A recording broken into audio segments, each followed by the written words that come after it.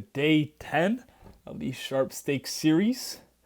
Today's going to be a quick recap because there wasn't a lot of value out there today, if you guys know now. Hockey's done, basketball's done.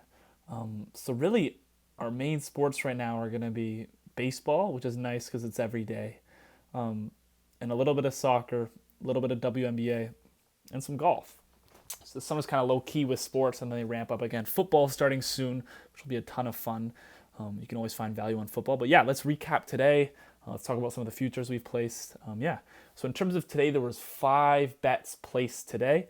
We had 5 bets with value on the board, and unfortunately, we didn't come out profitable today. We were just a bit off, but in total, we went 1 for 5 on our plays for today. The one hitting being the San Diego Padres and Philadelphia Phillies parlay. But let's just break these down quickly. So obviously our big win and our close call would be that Padres Phillies parlay. If we look at the Padres game here, they had it since the first inning.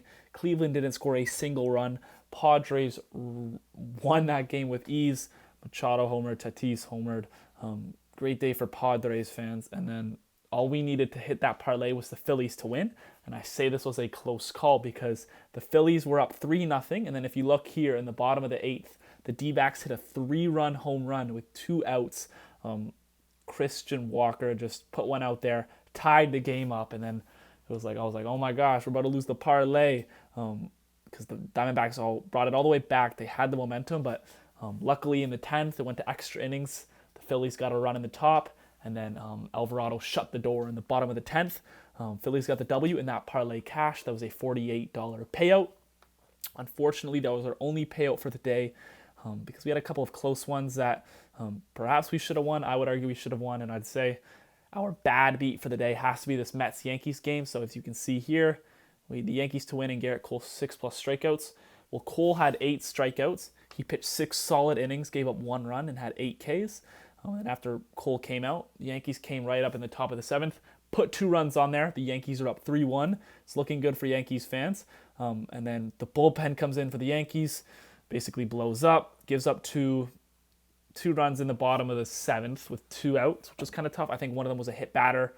To be honest, the Mets did have some errors. They gave the Yankees a ton of chances. Even in the top of the 10th, the Yankees couldn't put a run on the board with a runner on second and no outs. So ultimately, the Mets won that game, and that was just a tough one just because, one, Cole pitched so well, and 2, the Yankees were up. So it's a tough one to lose.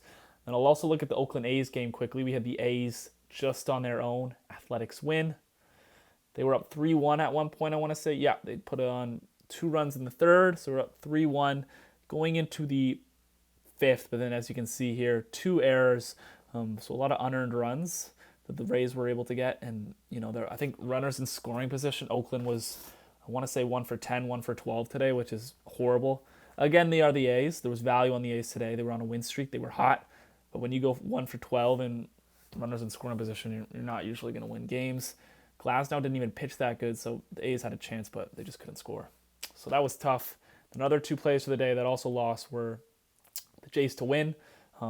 Guerrero couldn't even get a hit, and the Jays only had 3 runs, so that was a bit off. And then Cody Gakpo, that Netherlands game, I unfortunately missed this play in the middle of the day. I was working, but Gakpo only had 1 shot. That was a tough bad beat. We saw a ton of value on there, and he had, I think, 3 shots in total, but only 1 on target. So that was a tough beat as well. For those of you who are riding that, that's just a tough one. But overall, and then again, just quickly, ton of futures placed today. So today was a bit slow with the value. We got the U.S. Open this weekend. There's a ton of value on the golf. You can see here. We're giving out a ton of plays, a ton of futures. You can just see that here. We've added on 4 more futures, or I guess you could call them pending bets, however you want to say. We got $230 worth of pending bets for this weekend and just for the future in general. So a ton of plays, a ton of additional plays could be cash this weekend. For me, I had a $100 loss because, like I've told you guys, I count my futures, I count the bets I place as losses. Just makes the wins feel better. But in terms of just a regular hand, if you're playing every bet like you saw on SharpStakes and not counting your futures as losses yet, you'll see losses today on a $2,000 bankroll of around $50, a bit less on smaller bankrolls, but not a bad day at all, considering that we only had 5 plays and lots of room to bounce back, lots of room to eat. This weekend's going to be good. Again, unfortunately, we run profitable today, but we are still profitable in, I want to say, 6 out of our last 10 days. Drastic profits overall.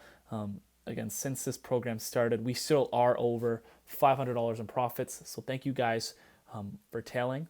And let's keep this momentum going into the weekend. Hopefully we have some great days, some more profitable days coming your way. And again, thank you for showing love in the videos.